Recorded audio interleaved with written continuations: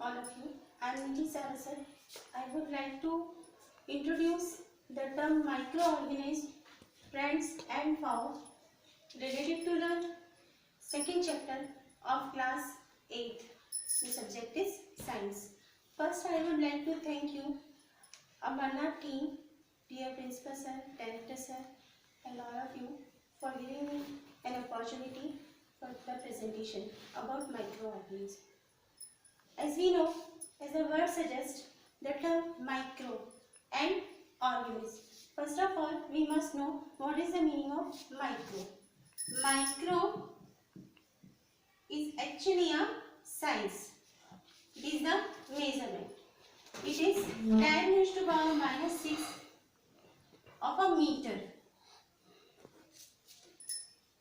So it is that much less than a meter. That is micro size. Another term is organism.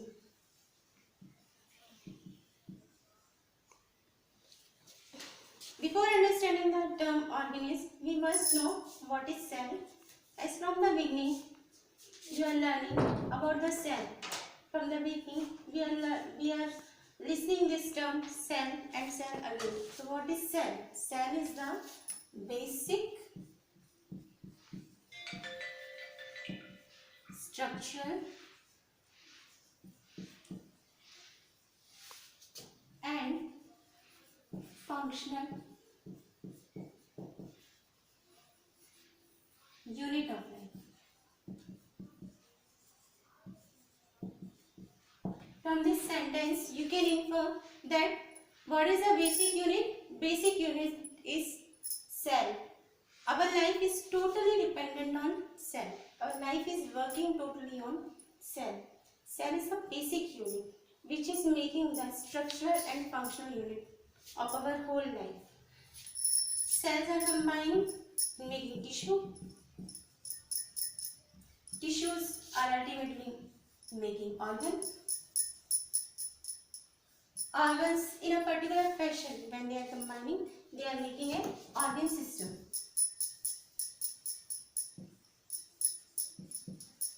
As a result, the term is organism.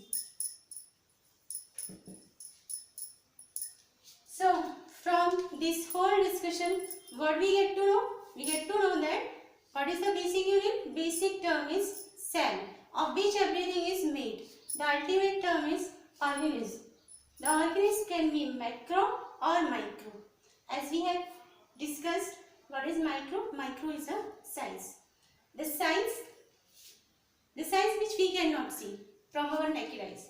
As the organism is micro, ultimately we cannot see the organism which is of micro size. So that is microorganism. I hope you are clear with the concept of microorganism now. Just focus on the size. The size is micro and the whole structure is this, the organism. As the word suggests, organism is the word derived from the organ. It is a combined form of all these. So, cell and organism we have covered, and I hope that you have understood this. Now let us go further. By going further, we will divide the organism term into two: unicellular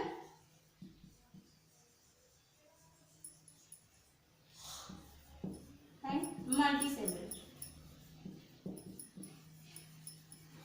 Try to focus on the word. The word is cellular. As the word suggests, it is coming from the term cell. Uni means one. Cellular means cellular, the basic unit. As the organism, if it is made up of one cell only, that will be called as unicellular organism. If it is a combined form, as we have inferred from the basic structure, cell, tissue, organ system, then an organism. As many cells will combine and make a tissue, then the organism will be multicellular. There are some organisms which can be dependent on one cell only. What does it mean? They are performing all their function. All the functions means ingestion. As you have studied in 7th standard about the digestive process of our whole body. In that you have studied ingestion,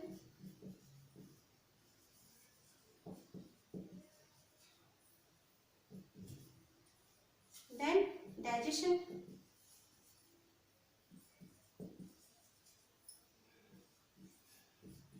absorption,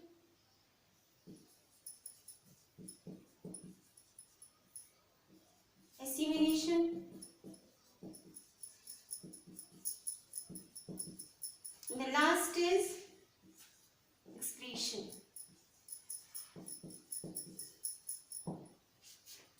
This is a general example of our digestive system.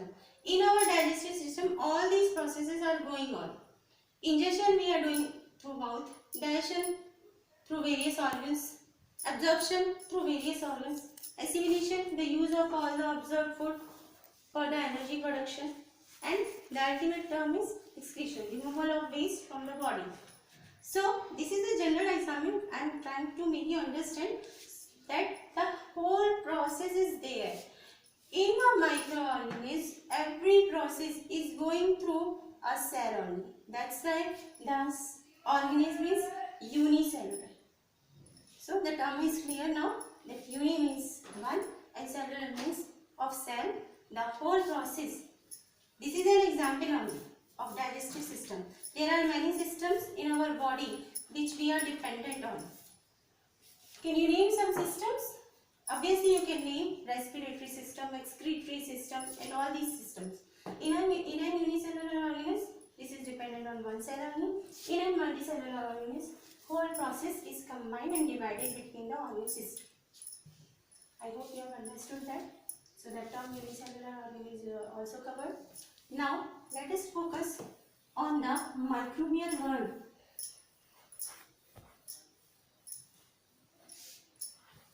Students, what is there? Microorganisms is having their own world. They are living. Actually they are living. We cannot see them, but they are living. They are living inside you, around you, in the water, everywhere. They are like God.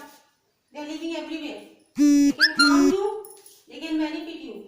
You are totally dependent on microorganisms.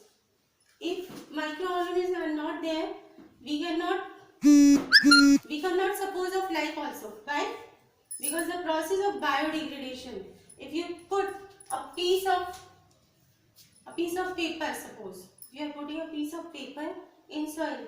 After some days, you will get to know that the paper has been gone. Where it has been gone? It has been mixed with the soil. It has formed a manure. That is because of microbial world. So don't underestimate this. This is an important word which we are dependent on. And the life has been beginning with the microorganism only. Now let us focus on the division. Division of what? Division of microbes. Shortly we can call them microbes.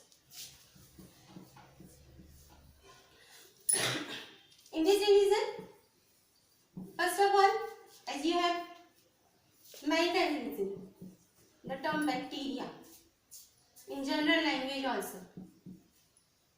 You know, you are well versed with this term, bacteria, fungi, algae,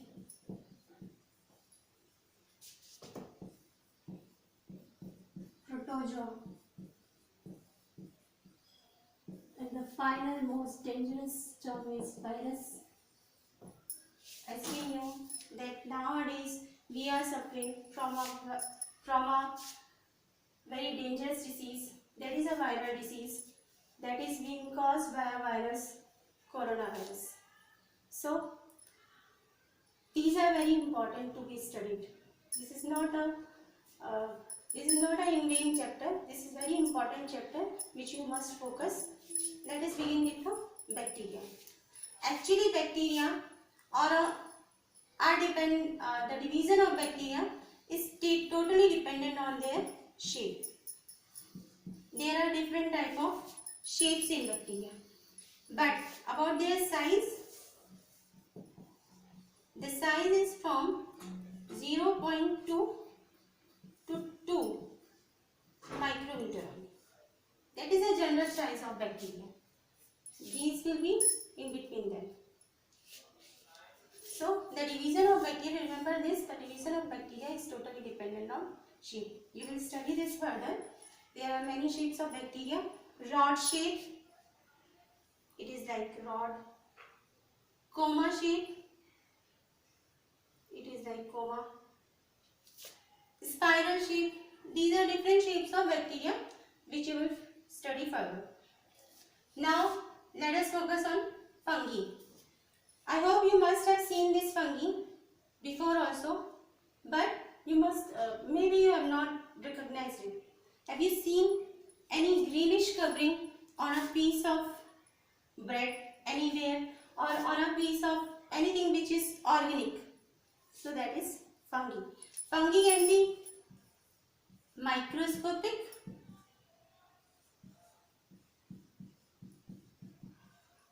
if you will infer from the word only microscopic. Scopic means can be seen by microscope only, or macroscopic.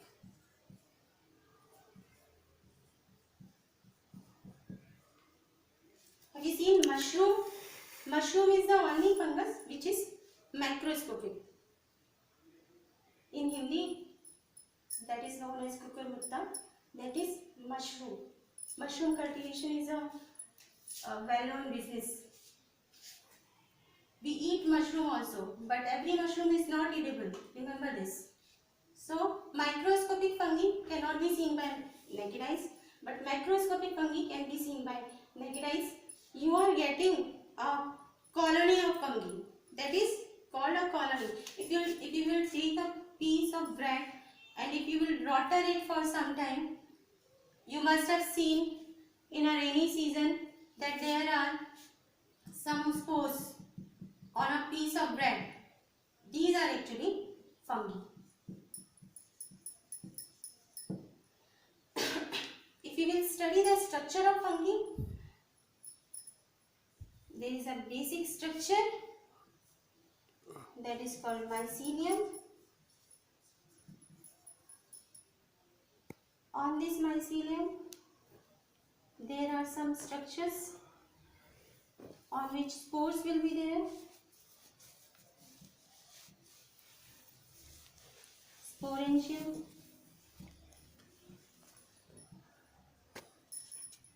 Sporangiophora,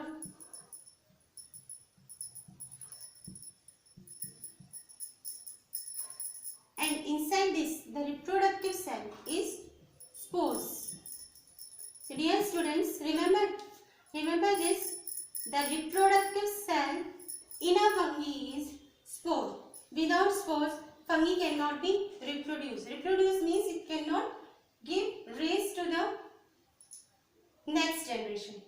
So what is the reproductive cell? The spores. Spores are present in a covering that is known as sporangiophora.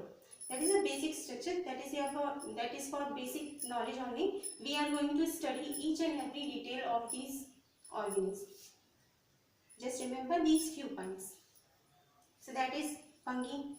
Actually, fungi and bacteria are called saprophytes. Have you heard this word before? The term saprophytes you have studied in 7th standard. Saprophytes are the organisms which feed on dead and decaying organic matter. Have you remembered this? That is the organisms which feed on dead and decaying organic matter. So actually bacteria and fungi are our friends in this way. How they are friends? Because they are degrading. They are actually required for the biodegradation. Let's say they are friends, but they are causing diseases. That's why they are foe. Now let us come to algae. You must have seen a greenish covering whenever a stagnant water is there in a bottle, in a plastic bottle. If you are keeping water for some days or some time, in rainy season if you will keep for some time, also you will see a greenish growth, that is known as algae. Have you slipped down in a water-logged place? Why you are slipping down? Because of this organism, that is algae. It is covered with a slimy covering. That is why you are getting slipped by it. The basic structure of algae. Let us take the basic one. This is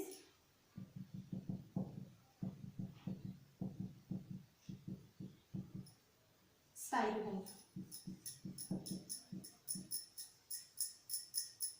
If you will look in your book, you will get to know this structure. That is spirogyte. So you must remember all these terms: bacteria, fungi, algae. Okay. You have seen that generally algae is of green color. From the basic class, from the class 4th, I think, you are studying the term chlorophyll. What is chlorophyll? The basic organelle in the plant cell, in the leaf cell, by which the plant is making food. How they are making food? By the process of photosynthesis. So that is present in algae also. That's why it is green. Remember these all main points. Now, let us come to the organism which is parasitic. In 7th standard, you have studied about the parasites. Do you know the definition of parasite? You must be knowing that the organisms which feed on or inside the body of other organisms.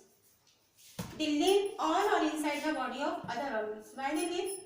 Because they need food and shelter from the other organisms. That is a type of organism, protozoa. Actually, it is a parasitic organism. You must remember the term parasitic. They are parasitic. Why they are parasitic? Because they are living inside the body of other organisms, and whenever they may be infecting or may not be infecting, it depends on different organisms. That is parasite. Have you heard about the disease malaria?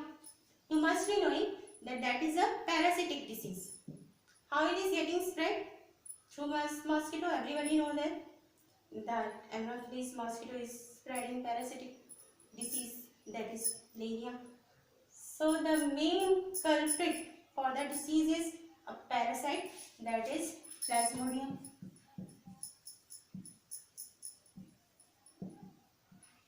So the main culprit is not the mosquito.